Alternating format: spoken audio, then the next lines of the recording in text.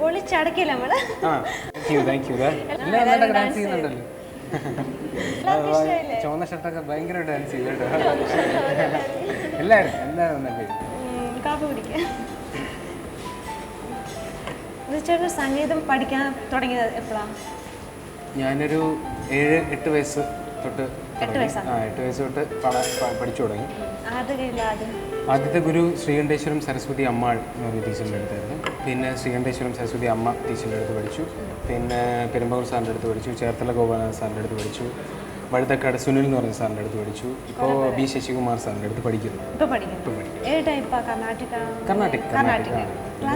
ഹിന്ദുസ്ഥാനി കുറച്ച് നാൾ പോയിരുന്നു. പിന്നെ പോകാൻ പറ്റിയില്ല. ഞാൻ കർണാടകയിൽ കുറച്ചുകൂടെ കോൺസെൻട്രേറ്റ് ചെയ്തിട്ട് അങ്ങ് പോകാൻ തോന്നി. ക്ലാസിക്കൽ കുഴപ്പമില്ല. ക്ലാസ് എങ്ങനെയാണ്? ക്ലാസിക്കല് കുഴപ്പമില്ല. ക്ലാസിക്കല് തിരക്കില്ലാതെ പാടാറുണ്ടെന്നാണ് എൻ്റെ വിശ്വാസം. സ്വാമിനാഥ പരിപാലയ സുമാ, സ്വാമിനാഥ പരിപാലയ സുമാ, സ്വാമിനാഥ പരിപാലയ സുമാ, സ്വപ്രകാശ വല്ലീശ ഗുരുഗുഹദേവസേനേശ, സ്വാമിനാഥ പരിപാലയ സുമാ, സ്വപ്രകാശ വല്ലീശ ഗുരുഗുഹദേവസേനേശ, സ്വാമിനാഥ പരിപാലയ സുമാ.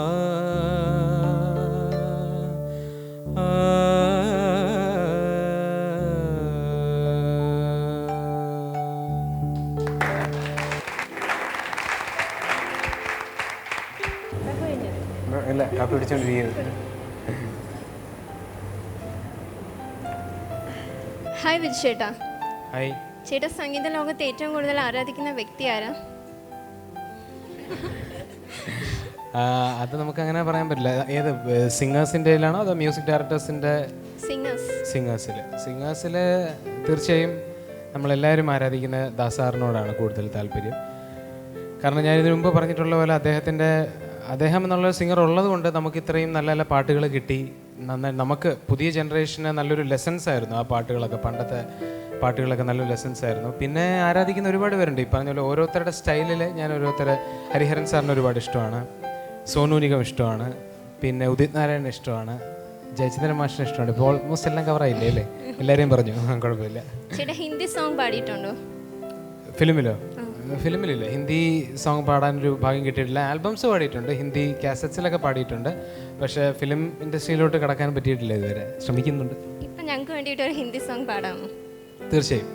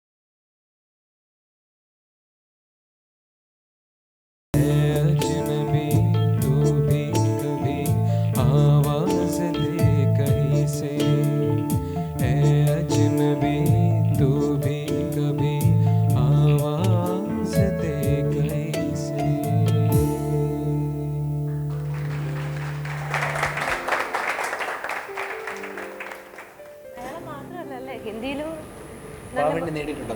പിന്നെ തീർച്ചയായും ഇന്ത്യൻ തിരക്കേട്ടില്ലാതെ കുഴപ്പമില്ലാത്ത രീതിയിൽ പാടും. അത്രയാണ്. കുഴപ്പമില്ലാത്ത രീതിയിൽ നല്ല രീതിയിൽ പാടി. Thank you. കോളേജ് പഠിച്ചുകൊണ്ടിരുന്നപ്പോഴാണ് ഇങ്ങനെ ചാൻസ് കിട്ടിയത് ഇല്ല, അതെ, പ്രീ ഡിഗ്രി സെക്കൻഡ് ഇയർ പഠിച്ചുകൊണ്ടിരുന്നപ്പോഴാണ് എനിക്ക് മറ്റേ വോയിസ് ഓഫ് ഇത് അവാർഡും കിട്ടിയത്. ചാൻസ് അപ്പോൾ തന്നെ കിട്ടി. ചാൻസ്. അപ്പോൾ കോളേജിൽ ഭയങ്കര ആരാധ്യമാരൊക്കെ ഉണ്ടായെന്ന് തോന്നുന്നല്ലോ. ഇല്ല, അങ്ങനെ കോളേജിൽ പഠിച്ചിരുന്നപ്പോൾ നമ്മൾ ഒന്നാമത്തെ ഇത്രയും ഫീൽഡിലേക്ക് ഇറങ്ങിയിട്ടുമില്ല. പിന്നെ നമ്മളങ്ങനെ ഒരു പാട്ടുകാരൻ്റെ ഒരു സെറ്റപ്പിലല്ല നടന്നത്. അല്ല, എന്നാലും എല്ലാ പെൺകുട്ടികൾക്കും ഉണ്ട് പാട്ട് പാടുന്നവരോട് ചെറിയൊരു ക്രേസ്.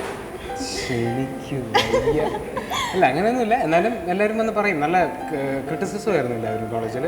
കറക്റ്റായിട്ട് പാടി. ഇപ്പം ഞാൻ പറയുന്നത് പോലെ നമുക്ക് ഈ സ്റ്റേജ് ഷോ ചെയ്യാനുള്ള സ്റ്റേജ് ഫ്രൈറ്റ് മാറുന്നത് എപ്പോഴും നമ്മൾ കോളേജിൽ പാടി നല്ല താല്പര്യമുള്ളവർക്ക് കറക്റ്റായിട്ട് ഏത് ക്രൗഡിനെ ഹാൻഡിൽ ചെയ്യാൻ പറ്റും. അതുപോലെ തന്നെ നമ്മുടെ ഗേൾസും നല്ല റെസ്പോൺസ് ആയിരുന്നു. പിന്നെ അത് മാത്രമല്ല എൻകറേജിങ് ആയിരുന്നു, ക്രിട്ടിസൈസും ചെയ്യുമായിരുന്നു. അതുകൊണ്ട് ആരാധികമാർ എന്നുള്ളൊരു സെറ്റപ്പ് വേണ്ട, ഫ്രണ്ട്സായിട്ടൊക്കെ പോയി. അപ്പോൾ പഠിത്തമൊക്കെ എങ്ങനെയായിരുന്നു? ഉഴപ്പായിരുന്നോ? വളരെ സ്റ്റുഡിയസ് ആയിരുന്നു. അങ്ങനെ നല്ല സാധാരണ രീതിയിൽ പോവും, പാസ്, ജസ്റ്റ് പാസ് ഒന്നുമല്ല, കുഴപ്പമില്ലാത്ത രീതിയിൽ പഠിച്ചിരുന്നു. ഞാൻ പ്രീ ഡിഗ്രി കൊമേഴ്സ് ആയിരുന്നു. ഡിഗ്രി ഇംഗ്ലീഷ് ലിറ്ററേച്ചർ ആയിരുന്നു. കുഴപ്പമില്ലാത്ത രീതിയിൽ. പിന്നെ ഇവിടെ എന്നെ പഠിപ്പിച്ച ടീച്ചേഴ്സൊന്നും ഇല്ലാത്തതുകൊണ്ട് എനിക്ക് വേണേൽ എന്തും പറയാം, കുഴപ്പമില്ല. പക്ഷേ അവരെല്ലാം കാണുന്നുണ്ടാവും. അതെ, പക്ഷേ അല്ല, കുഴപ്പമില്ലാത്തൊരു സ്റ്റുഡൻ്റ് ആയിരുന്നു എന്നാണ് എനിക്ക് തോന്നുന്നത്. നമ്മുടെ മലയാളം ഫിലിം ഇൻഡസ്ട്രിയിൽ ധാരാളം നല്ല പാട്ടുകളുണ്ട്, പ്രത്യേകിച്ച് പഴയ കാലത്ത്. ആ പാട്ടുകളെ പറ്റി എന്താണ് അഭിപ്രായം? പഴയ പാട്ടുകൾ ഞാൻ നേരത്തെ പറഞ്ഞ പോലെ തന്നെ നമുക്ക് ശരിക്കും നമ്മുടെ ഈ ജനറേഷന് കിട്ടിയ വലിയൊരു ഭാഗ്യമാണ്. കാരണം എന്ന് പറഞ്ഞാൽ ഇപ്പോൾ ദേവരാജ മാഷിൻ്റെയും ദക്ഷിണാമൂർത്തി സ്വാമിയുടെയൊക്കെ അവരൊക്കെ ഒരുപാട് നല്ല നല്ല പാട്ടുകൾ കമ്പോസ് ചെയ്തിട്ടുണ്ട്. അപ്പോൾ ഇപ്പോഴത്തെ ജനറേഷന് ശരിക്കും ആ പാട്ടുകളെന്നൊക്കെ പറയുന്നത് ഭയങ്കര ഒരു ലെസണാണ്. ഞാനെപ്പോഴും പറയും, ദാസാറിൻ്റെയും ജയചന്ദ്രൻ മാഷിൻ്റെയൊക്കെ പാട്ടുകൾ കേട്ട് പഠിച്ചിട്ട് വേണം നമ്മുടെ ഇപ്പോഴത്തെ ജനറേഷൻ വരാൻ. കാരണം എന്ന് പറഞ്ഞാൽ അത്രയും നല്ലൊരു ലെസണും പിന്നെ അത്രയും സംഗീതം അതിൽ അടങ്ങിയിട്ടുണ്ട്. ഇപ്പോഴത്തേലും ഉണ്ട് നല്ല പാട്ടുകളില്ല എന്നല്ല പറയുന്നത്, പക്ഷേ പഴയ പാട്ടിനെ കുറിച്ച് ചോദിച്ചുകൊണ്ട് പറയുകയാണ്. നല്ല പാട്ടുകളാണ്, എനിക്ക് വളരെ ഇഷ്ടപ്പെട്ട. ഞാൻ ദേവരാജ മാഷിൻ്റെ കൂടെ ഒരു 6 കൊല്ലം എനിക്ക് വർക്ക് ചെയ്യാൻ പറ്റി, മാഷിൻ്റെ കൂടെ വർക്ക് ചെയ്യാൻ പറ്റി. അപ്പോൾ തന്നെ നമുക്ക് അറിയാൻ പറ്റും ഇപ്പോഴത്തെ മ്യൂസിക് ഡയറക്ടേഴ്സും അപ്പോഴത്തെ സാറിൻ്റെ ചിട്ടകളും അവരുടെ ലൈഫ് മാത്രമല്ല, പഴയ മ്യൂസിക് ഡയറക്ടേഴ്സിൻ്റെ ഒക്കെ ഈ പങ്ക്ച്വാലിറ്റി, അവരുടെ ഡെഡിക്കേഷൻ, അതൊക്കെ നമുക്ക് പഠിക്കാൻ പറ്റും ഈ പഴയ ഗാനങ്ങളും പഴയ മ്യൂസിക് ഡയറക്ടേഴ്സുമായിട്ട് ഇൻറ്ററാക്ട് ചെയ്താലും. അതുകൊണ്ട് പഴയ പാട്ടുകളോട് എപ്പോഴും ഭയങ്കര ആദരവ് തന്നെയാണ്. അതുകൊണ്ട് ഞങ്ങൾക്ക് വേണ്ടി ഒരു പഴയ ഗാനം, പ്രേം നസീർ, മധു അങ്ങനെയുള്ളവരൊക്കെ അഭിനയിച്ച ചിത്രത്തിലെ പ്രേം നസീർ. ഞാനൊരു കാര്യം ചെയ്യാം. എനിക്ക് ഇഷ്ടപ്പെട്ടൊരു പാട്ടുണ്ട്, അത് നമ്മുടെ പാട്ടുകാരൻ ദാസാർ തന്നെയാണ് അതിൽ അഭിനയിച്ചത്. ആ പാട്ട് പാടാം.